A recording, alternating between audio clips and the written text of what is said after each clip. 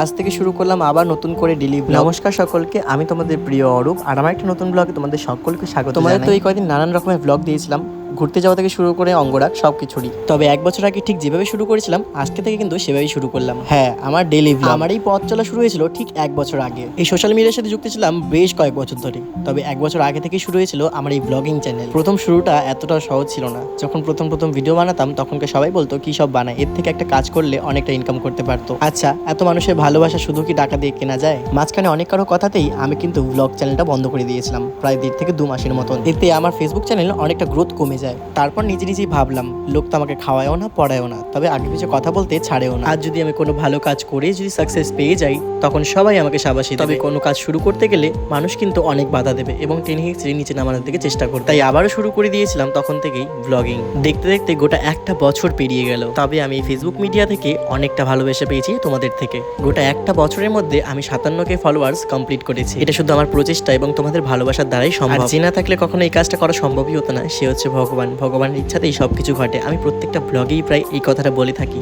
তার কারণ হচ্ছে এটাই, ভগবানের প্রতি অগাধ বিশ্বাস এবং প্রচেষ্টা থাকলে অবশ্যই তুমি কোনো কাজে সাকসেস পাবেই। প্রথমে শুরুতে যারা আমাকে বলতো এইসব কেন করছিস, সেসব করে কি হবে, তোর কি লাভ, তারা কিন্তু আজকে এসে আমাকে শাবাশি দেয়। তাই তোমাদেরকেও বলছি, জীবনের পথে কখনো হেরে গেলে চলবে না, হেরে গেলেও আবার উঠে দাঁড়াতে হবে। আমার এই কথাগুলো, আমার এই ব্লগটা আমার টাইমলাইনে কিন্তু সারা জীবন থেকে যাবে। আবারও একটা বছর কাটবে, তখনকে কিন্তু আবারও ওই টাইমলাইনে এই ভিডিওটা আসবে। আর অগাধ প্রচেষ্টা থাকলে এই বছরের মতন পরের বছরও বুঝতে পারবো আমি কতটা এগোতে পেরেছি। আমি যে শুধু ব্লগই বানাই তা নয়, কিন্তু আমি একজন ড্রয়িং টিচার এবং আমি আর্ট ক্লাস করাই। তার পাশাপাশি আমি মেহেন্দি আর্টিস্ট এবং কলকা আর্টিস্ট, সাথে আবার মেকআপ আর্টিস্টও। আর মেহেন্দি, কলকা এবং মেকআপের ক্লাসগুলো কিন্তু আমি করাই। এর পাশাপাশি মুকুট তৈরি করা থেকে গাছকৌটা বানানো এবং কুলো বানানো, বিয়ের নানান রকম জিনিস কিন্তু আমি নিজের হাতে তৈরি করে থাকি। আবার তার পাশাপাশি নতুন কাজ একটি যুক্ত হয়েছে, সেটা হচ্ছে ভগবানের অঙ্গরাগ করা। আর এই ব্লগিং করা আমার পেশা নয়, হচ্ছে আমার নেশা। এই সবগুলো কাজ করার পরেও কিন্তু আমি সবকিছুর ভিডিও নেই, করি ভগবানের সেবা এবং তারপরে রাত জেগে করি এডিটিং। প্রত্যেকটা কাজের পেছনেই কিন্তু প্রচুর পরিশ্রম করতে হয়, সেটা ভিডিও করা হোক বা অন্য কিছু। আর কারা কারা আমার গোটা বছর ধরে ভিডিও দেখো অবশ্যই কিন্তু কমেন্ট সেকশনে জানি। আর আমি জীবনে সবার থেকে বেশি বিশ্বাস করি ভগবানকে। ভগবানের প্রতি আস্থা এবং কাজের প্রতি নিষ্ঠা থাকলে অবশ্যই তুমি একদিন সাকসেস পাবেই। সোশ্যাল মিডিয়াটা এমনই জিনিস যেখানে সবাই সবার বন্ধু হয়ে ওঠে এবং আমাকেই অনেকে চেনে, অনেকটা কাছের ভেবে নিয়েছে। আর যারা নিয়মিত ব্লগ থেকে, তারা সবাই বলতে পারবে আমার কোন ঘরে কি কি রাখা রয়েছে এবং কোন দিকে। সত্যি বলতে এই সোশ্যাল মিডিয়া তোমাদের কাছ থেকে এতটা ভালোবাসা পেয়েছি যেটা আমি কখনো ভুলতে পারবো না। আমি কখনো ভাবতেও পারিনি একটা বছরের মধ্যে তোমরা আমাকে এতটা ভালোবাসা দেবে। 2 থেকে 3 মাস হলো আমি একটা ইউটিউব চ্যানেল খুলেছি, সেখানেও কিন্তু তোমাদের অনেক ভালোবাসা পেয়েছি। আর সেখানেও কিন্তু আজকে আমার 4000 সাবস্ক্রাইবার কমপ্লিট হয়েছে। তোমরা এইভাবেই আমার পাশে থেকো এবং আমাকে সারা জীবন এভাবেই আশীর্বাদ করো। একটা বছর আগে ঠিক আমার কাছে একটা দামি ফোন ছিল না, যখন আমি ব্লগিং চ্যানেল শুরু করেছিলাম। তখন আমি দীপান্বিতাদির ফোন দিয়ে ক্লিপস নিতাম এবং তার বাড়িতে গিয়ে ভয়েস দিতাম।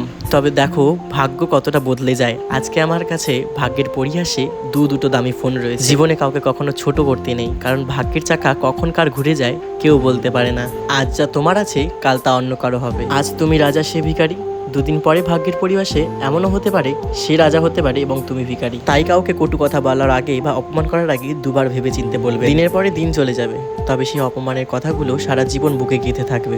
আজ যে আমি খুব বড় কিছু অ্যাচিভ করেছি তা কিন্তু নয়, কিন্তু যাই করেছি তোমাদের আশীর্বাদে। তবে সেই গল্পই তোমাদের সাথে আজকে শেয়ার করলাম। এই গোটা বছরটিতে আমার কত মানুষের সাথে পরিচয় হলো এবং কত মানুষের সাথে বিচ্ছেদ হলো। সময়ের সাথে সাথে আমরা মানুষ চিনতেও শিখে যাই। তবে যখন আপনি সবাইকে বুঝতে পারবেন সব মানুষ যে আপনার ভালো চায় না, তখন আপনার মনে হবে আপনার একা থাকাই। কত মানুষ যে আপনার সামনে বহুরূপী মুখ নিয়ে আপনার সামনে আসবেন, আপনি তার টেরও পাবেন না। টের পাবেন কখন বলুন তো? যখন সে আপনাকে বাস দেবে, ঠিক তখনই আপনি সেই মানুষগুলোকে চিনতে পারবেন, তার আগে চিনতে পারবেন। আমি জীবনে অনেক মানুষই দেখেছি যারা আমার সামনে খুব ভালো বলে এবং পিছনে গিয়ে বদনাম করে এবং সেও আমার সাথে ছলনা করে। তবে আমি আজকে একটা কথা বলে রাখি, কর্মা বলেও একটা জিনিস থাকে। চিন্তা নেই, যেটা আমার সাথে আজ ঘটাবে তুমি, সেটা তোমার সাথেও ঘটবে। রাধে রাধে।